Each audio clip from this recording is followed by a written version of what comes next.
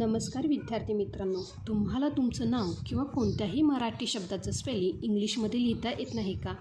तर विद्यार्थी मित्रांनो, आता स्पेलिंग पाठ करण्याची अजिबात गरज नाही. आज आपण एका सोप्या ट्रिकने मराठी स्वर आणि व्यंजनांना इंग्लिशमध्ये कसं लिहायचं ते शिकणार आहोत, जेणेकरून तुम्ही कोणत्याही नावाचं स्पेलिंग चुटकीसरशी बनवाल. चला तर विद्यार्थी मित्रांनो सुरू करूया. तर विद्यार्थी मित्रांनो, जे काही मराठीतले स्वर आहेत, काय आहेत रे ते स्वर? तर ते स्वर आहेत अ, आ, ई, उ, ए, ऐ, ओ, औ, आहा. तर त्यासोबतच आणखी 2 स्वर ह्यामध्ये ॲड केले गेलेले आहेत. कोणते आहेत ते? तर ते आहेत ॲ आणि ऑ. तर विद्यार्थी मित्रांनो, जे काही मराठी स्वर आहे, ह्या मराठी स्वरांना आपण काय म्हणतो रे? ते आहेत काही काना आहेत, काही मात्रा, काही वेलांटी. यासाठी आपण काय केले जातात? हे मराठी स्वर वापरले जातात. तर बघा विद्यार्थी मित्रांनो, आता आपल्याला काय करायचं आहे? मराठीमध्ये आपल्याला आपलं नाव लिहायचं आहे, किंवा मराठीमध्ये आपल्याला काय करायचं आहे रे? मराठी शब्दाचं स्पेलिंग तयार करायचं आहे. तर कशा पद्धतीने तयार होईल? तर बघा, आता बघा, हे काय आहेत रे? मराठी स्वर. काय आहे बघा, मी इथे लिहिते, हा आहे मराठी स्वर. आता मराठी स्वर काय आहेत? तर आपल्याला माहीत आहे की आपण काय म्हणतो बघा, ओ, ज्याने आपलं काय होतं रे? अक्षर पूर्ण होतो. त्यानंतर ना आहे आ, ई. आता हा जो काही ई आहे, हा काय आहे रे आपला? हा आहे काना. आपण काय म्हणतो ह्याला? काना. लक्षात आलं का? ओला काना आ. त्यानंतर ही जी आहे, ही काय आहे रे? तर ही आहे आपली पहिली वेलांटी. काय आहे बघा, आपण काय म्हणतो? ही आहे आपली पहिली वेलांटी. म्हणजे ह्या पद्धतीने आपण लिहितो. त्यानंतर हा जो काही ई आहे, हा काय आहे रे? तर ही आहे आपली दुसरी वेलांटी. काय आहे? ही आपली दुसरी वेलांटी. त्यानंतर हा जो काही उ आहे, हा उ आपण काय म्हणतो रे? हा उ म्हणजे हा काय आहे रे? पहिला उकार. काय आहे बघा? पहिला उकार. त्यानंतर हा जो काही दुसरा उ आहे, हा काय आहे आपला? दुसरा उकार. काय आहे बघा? दुसरा उकार. त्यानंतर काय आहे? आपण काय म्हणतो? ए. ए म्हणजे काय? एक मात्रा. काय म्हणतो? एक मात्रा. त्यानंतर आहे ऐ. ऐ म्हणजे काय रे? 2 मात्रे. त्यासोबतच ओ. ओ म्हणजे काय? हा एक काना आणि एक मात्रा. त्यानंतर औ. औ म्हणजे काय? हा एक काना आणि हे 2 मात्रे. आणि म्हणजे काय रे? तर ह्यामध्ये हा जो काही टिंब आहे, हा टिंब म्हणजेच काय? अनुस्वार. लक्षात आलं का विद्यार्थी मित्रांनो? हे मराठी स्वर आपल्याला माहीत आहे. पण आता इंग्रजी अक्षर ह्यासाठी कोणतं वापरायचं? तर बघा विद्यार्थी मित्रांनो, जे काही इंग्रजी अक्षर,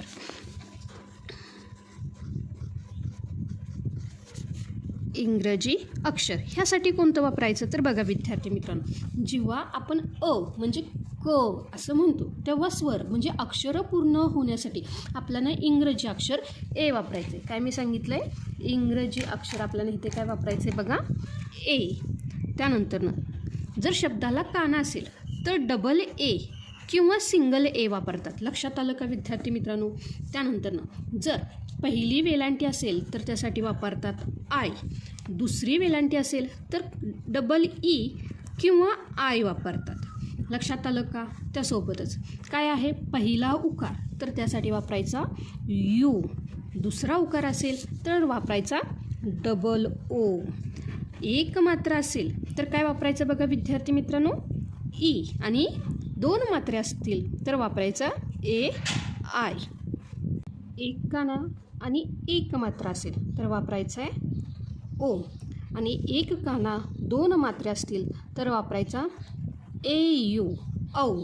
आणि जर बघा अनुस्वार असेल, म्हणजेच जो काही अनुस्वारामध्ये कधी कधी यमचा उच्चार होतो तर कधी कधी यनचा उच्चार होतो, यासाठी आपण काय करायचं आहे बघा?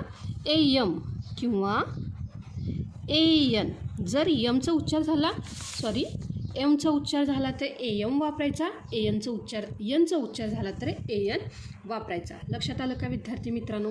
आता हे काय झालं रे? हे मराठी स्वर आणि त्यासाठी आपल्याला वापरायचे इंग्रजी अक्षर. लक्षात आलं का विद्यार्थी मित्रांनो? आता जी काही व्यंजनं आहेत बघा, आता जी काही व्यंजन आहेत, आता आपल्या नावाची सुरुवात करण्यासाठी आता मराठी व्यंजन इथे बघा, मी काय घेतलं? इथे घेतलं व्यंजन.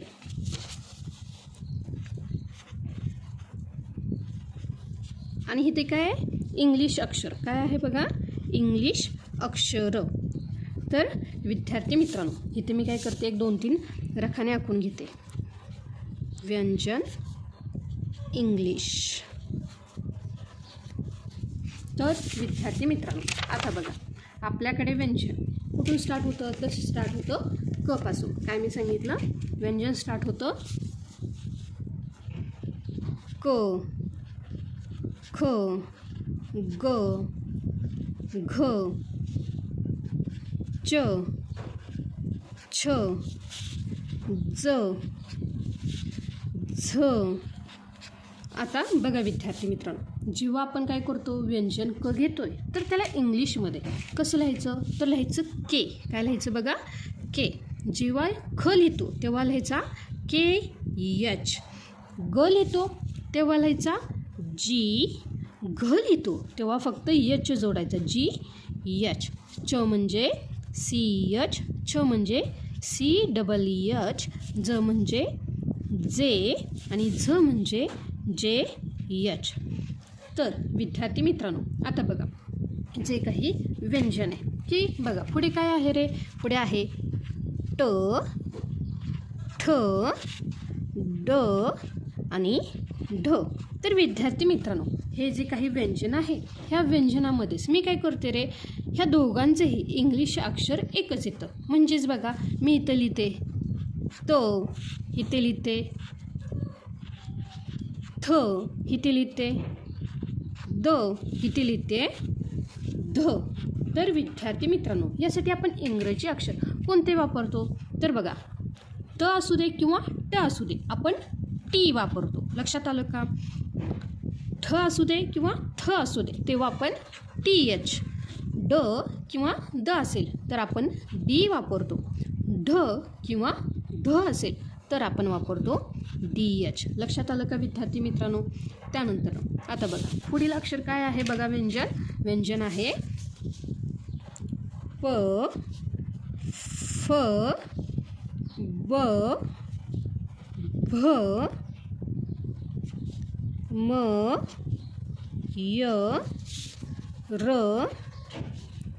इथे मी लिहिते ल किंवा ळ कारण ह्यासाठी एकच अक्षर वापरलं जातं. त्यासोबतच आहे व न न नळाचा आणि न बाणाचा ह्यासाठी सुद्धा एकच अक्षर वापरलं जातं. त्यासोबतच आहे बघा श आणि श श षटकोन श श शामरू. त्यासोबतच आहे स आणि हो. लक्षात आलं का विद्यार्थी मित्रांनो. तर आता ह्या जी काही व्यंजनं आहेत ह्या व्यंजनासाठी आपल्याला इंग्लिश अक्षर कोणतं वापरायचे ते पाहूया. तर बघा प साठी वापरायचे आपल्याला पी. फ साठी वापरायचे कधी कधी पी एच तर कधी कधी वापरावा लागतो एफ. त्यानंतरनं ब साठी वापरायचे आपल्याला बी. भ साठी वापरायचे आपल्याला बी एच. म साठी वापरायचे आपल्याला यम. काय वापरायचं आहे यम. य साठी वापरायचं आहे वाय. र साठी वापरायचं आहे आपल्याला इंग्लिश अक्षर र. ल किंवा ळ साठी आपल्याला वापरायचं आहे यल. व साठी कधी कधी व्ही वापरला जातो तर कधी कधी डब्ल्यू वापरला जातो. न आणि न ह्यामध्ये काय आहे रे इंग्लिश अक्षर आपल्याला यन वापरावं लागतं. तर जे काही श किंवा श ह्यासाठी आपण काय वापरतो एस एच. काय वापरतो एस एच. त्यानंतर ना आहे स. स म्हणजे काय यस. आणि ह साठी आपण इंग्रजी अक्षर वापरतो एच. अजून 2 व्यंजने आहेत. कोणते आहेत बघा तर मी इथे लिहिते बाजूला. हे जरा वेगळ्या अक्षरामध्ये लिहिते का हे नंतर सांगते. हे आहे क्ष आणि हे आहे ज्ञ. काय आहे बघा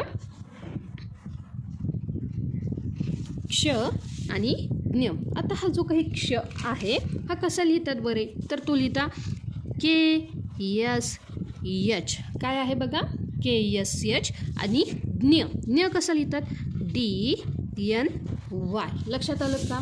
तर विद्यार्थी मित्रांनो हे काय आहेत आपले मराठी स्वर आहेत आणि हे आहेत तेही इंग्रजी अक्षर. कोणतं वापरायचं हे आहेत आपले मराठी व्यंजन आणि हे आहेत त्याचे इंग्रजी व शब्द म्हणजेच काय की इंग्रजीमध्ये ते कसे वापरायचे. तर विद्यार्थी मित्रांनो आता बघा मी काय सांगितलं, मराठी भाषेत जो काही हा व्यंजन आहे, ह्या व्यंजनामध्ये आपण जेव्हा स्वर मिळवतो म्हणजेच अक्षरं तयार होते. तर बघा विद्यार्थी मित्रांनो, जेव्हा आपण काय करतो बघा, मला लिहायचं आहे क, मी काय सांगितलं बघा, मला काय लिहायचं आहे बघा, मला लिहायचं आहे क. तर ह्या कचा उच्चार कसा होतो रे, क अधिक ओ. तुम्ही उच्चार करून बघा, शेवटी आपला तोंडातून ओ हा बाहेर पडतो, क. लक्षात आलं का. म्हणून हा जो काही क आहे त्याचं स्पेलिंग सुरू होतं के ए. क म्हणजेच काय, हे त्या हा व्यंजन क आणि इंग्लिश अक्षर काय येतं के. पण जर त्यामध्ये आपण स्वर कोणता उच्चार होतो, ओचा, म्हणून के ए. म्हणजेच कोणत्याही व्यंजनाला मराठी भाषेत हे जे काही व्यंजन आहे, ह्या व्यंजनामध्ये जेव्हा आपण काय करतो रे, स्वर मिळवतो तेव्हा अक्षर तयार होतं.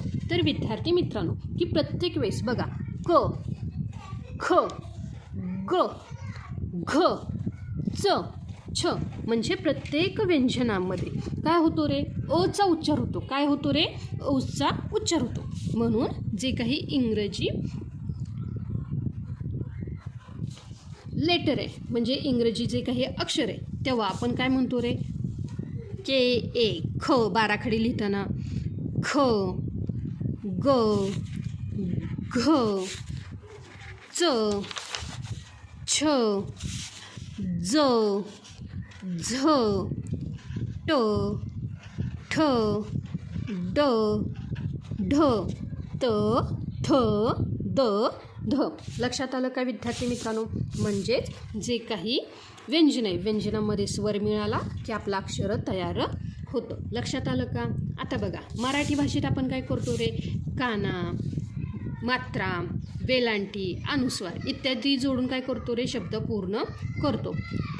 परंतु इंग्रजीमध्ये अक्षरांना काना, मात्रा, वेलांटी इत्यादी जोडत नाही. तर आपल्याला काय जोडावे लागतात, हे जे काही स्वर आहेत कोणते, ए, ई, आय, ओ, यू हे स्वर जोडून आपल्याला काय करावे लागतात रे, अक्षरं पूर्ण करावी लागतात. लक्षात आलं का विद्यार्थी मित्रांनो.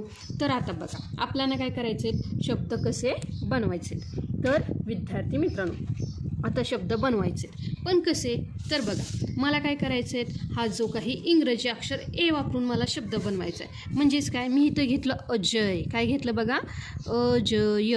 तर विद्यार्थी मित्रांनो आता काय होईल रे तो शब्द, तर बघा मी अजय लिहिला आहे. तर मला काय करायचं आहे बघा, अजय. तर मला हा शब्द तयार करायचा आहे. तर कसं करणार, ए जे ए वाय, अ ज य. काय सांगितलं, अ ज य. लक्षात आलं का. त्यासोबतच बघा मी इथे काय घेतला की मला घ्यायचं आहे कमल. मी आणखी तुम्हाला थोडं सोपं करून सांगते. इथं काय घेतलं बघा, कमल. तर बघा मी ह्याची फोड केली, क अधिक म अधिक ल. तर विद्यार्थी मित्रांनो क साठी आपल्याला काय वापरायचं आहे बघा, के. काय वापरायचं आहे बघा, क साठी वापरायचं के अधिक. आता बघा क उच्चार होतोय अचा म्हणून इथे काय वापरायचं आहे, क. कारण क अधिक अ पासून काय शब्द तयार होतोय, क. म्हणून के अधिक ए अधिक म सुद्धा काय होणार आहे रे, यम. बघा जो काही म आहे, म साठी इंग्लिश शब्द आहे, लेटर आहे, ते काय आहे बघा, यम. काय आहे बघा, यम. यम अधिक ए.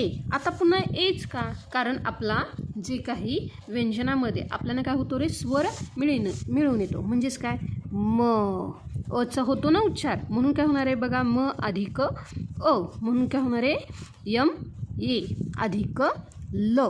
काय होणार आहे बघा, ल. आता तुम्ही म्हणाल की इथे का बरं ए वापरलं नाही. तर विद्यार्थी मित्रांनो जेव्हा आपण इथे ए वापरू तेव्हा काय होणार आहे, कमला. पण आपल्याला शब्द काय लिहायचं आहे, कमल. काय लिहायचं आहे, कमल. लक्षात आलं का विद्यार्थी मित्रांनो. विद्यार्थी मित्रांनो बघा कमलचं पूर्ण जे स्पेलिंग तयार झालं ते काय झालं, के ए यम ए यल. लक्षात आलं का. आता तुम्ही म्हणाल हे तर खूप सोपं आहे, हे साधं नाव होतं ना, त्याला काना होता ना, त्याला वेलांटी होती ना, त्याला उकार होता. तर विद्यार्थी मित्रांनो आता बघा मी काय करते रे, दुसरं अक्षर घेते. मी इथं घेतलं किरण. तर विद्यार्थी मित्रांनो बघा कला काय आहे रे, पहिली वेलांटी. पहिल्या वेलांटीसाठी आपल्याला वापरायचं आहे आय.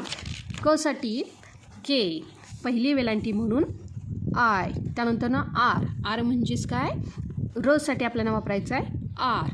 र की र. न साठी काय वापरायचं आहे यन. जर तुम्ही ह्याला अ जोडला तर काय होतं, किरणा. हे एवढं लक्षात ठेवा. त्यामुळे जेव्हा आपल्याला काय करायचं असतं रे, शब्दांचे स्पेलिंग तयार करायचे असतात तेव्हा ह्या चुका टाळा. त्यानंतर हा झाले पहिली वेलांटी. तसंच तुम्हाला दुसरी वेलांटी, म्हणजेच मी काय शब्द घेतला रे, सॉरी मी नाव घेतलं मीना. बघा मला आहे दुसरी वेलांटी. मग दुसऱ्या वेलांसाठी आपल्याला काय वापरायचं आहे, डबल ई किंवा आय. बघा जर मी काय म साठी यम वापरायचं आहे दुसरी वेलांटी म्हणून डबल ई यन. आता बघा इथे आहे ना काना. कानासाठी आपल्याला काय वापरायचं आहे ए. मीना काय वापरायचं आहे बघा, मीना. कानासाठी आपल्याला काय वापरायचं आहे बघा, ए. लक्षात आलं का. आता बघा मीना हाच शब्द मी जर पहिली वेलांटी लिहून घेतला, पहिली वेलांटी घेऊन लिहिला तर काय होणार आहे, मला पहिली वेलांटी म्हणजे काय होणार आहे, यम आय एन ए. जर इथं काना असेल तर काय येणार आहे, ए. लक्षात आलं का. हे आपण इंग्रजी अक्षर लिहायचे. लक्षात आलं का. हे झालं पहिली वेलांटी, दुसरी वेलांटी. तसंच मी काय घेतलं रे, की मला घ्यायचं आहे पहिला उकार. म्हणजेच मी काय घेतलं रे, उषा आहे ना तुमच्या वर्गामध्ये. तर बघा ही उषा, ह्या उषाचं नाव कसं लिहायचं, तर बघा पहिल्या उकारासाठी काय आहे रे, उ. आणि श षटकोनी ह्यासाठी काय आहे, यस एच. पण आता बघा मी काय लिहिलं, उ यस एच. आता ह्याला आहे काना. कानासाठी आपल्याला काय करायचं आहे, ए वापरायचं आहे. काय वापरायचं आहे, ए. लक्षात आलं का. हे झालं उषा. आता दुसरा जो काही उकार आहे त्यासाठी मी काय घेतलं बघा, राजू. काय घेतलं, राजू. तर बघा रला काना रा, म्हणजे इथे काय येणार आहे, र साठी आर. काना आहे म्हणून काय येणार आहे, ए. काय येणार आहे, ए. आणि काय आहे, जला दुसरा उकार. बघा मी काय लिहिलं, ज साठी आपल्याला काय लिहायचं रे, ज साठी वापरायचं आपल्याला जे. आणि जो काही दुसरा उकार आहे, दुसऱ्या उकारासाठी आपल्याला काय वापरायचं आहे, डबल ओ. पण आता बघा विद्यार्थी मित्रांनो, राजू किंवा राजू काय लिहिलं जातं, पहिला उकार. काय केला जातो रे, पहिला उकार म्हणून यू लिहिला जातो. लक्षात आलं का. जसं चौधरीचं स्पेलिंग आपण 2 पद्धतीने लिहितो तसंच राजूसुद्धा अशा पद्धतीने लिहिलं जातं. लक्षात आलं का. तसंच आपल्याला काय करायचं आहे, 1 मात्रा 2 मात्रे हे शब्द लिहायचे. आणि अगदी शेवटचं जो काही अम आहे, म्हणजे बघा कधी कधी अनुस्वाराचा उच्चार म होतो तर कधी कधी न होतो. बघा आता मी एक नाव घेतलं, इथं काय घेतलं बघा, संजय. काय घेतलं नाव, संजय. तर विद्यार्थी मित्रांनो बघा, सन म्हणजे न चा उच्चार होतोय म्हणून काय होणार आहे, यस ए एन. सन जय, जे ए वाय. जेव्हा न चा उच्चार होतो तेव्हा आपल्याला काय वापरायचं आहे, ए एन. काय वापरायचं आहे, ए एन. पण मी आता काय म्हणलं, संभाजी. काय म्हणलं बघा, मी म्हणलं संभाजी. तर विद्यार्थी मित्रांनो आता उच्चार काय होतोय, तर ए एम होतोय. काय होतोय बघा, ए एम. म्हणजेच काय येणार आहे, यस ए एम. संभाजी. काय येणार आहे, इथं बी एच ए भा जी आय. लक्षात आलं का. इथे उच्चार झाला मचा. काय झाला, मचा. म्हणजे अनुस्वारामध्ये कधी कधी यनचा उच्चार होतो तर कधी कधी मचा उच्चार होतो. आणि सर्वात शेवटी जे काही जोडं अक्षर असेल तर आपल्याला ए वापरायचं आहे. म्हणजेच काय बघा, मला लिहायचं आहे महाराष्ट्राची स्पेलिंग. काय करायचं आहे, महाराष्ट्राची स्पेलिंग. तर विद्यार्थी मित्रांनो आता बघा मला स्पेलिंग काय लिहायचं आहे, M A Maha, H A महा रा. रा म्हणजे काय, आरे स्ट्र. आता बघा हा काय आहे, जोड शब्द असेल तर आपल्याला काय लिहायचं आहे बघा, शेवटी ए. मग काय येणार आहे, स्ट्र, yes H T R A. लक्षात आलं का. हे काय झालं, महाराष्ट्र. काय झालं बघा,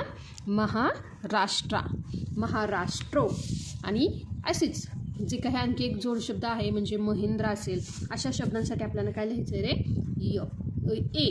तर मित्रांनो बघितलं ना, एकदा का तुम्हाला हे स्वर आणि हे जे काही व्यंजनांचे इंग्लिश जोडीदार कळाले की तुम्ही जगातील कोणत्याही मराठी नावाचं स्पेलिंग सहज लिहू शकाल.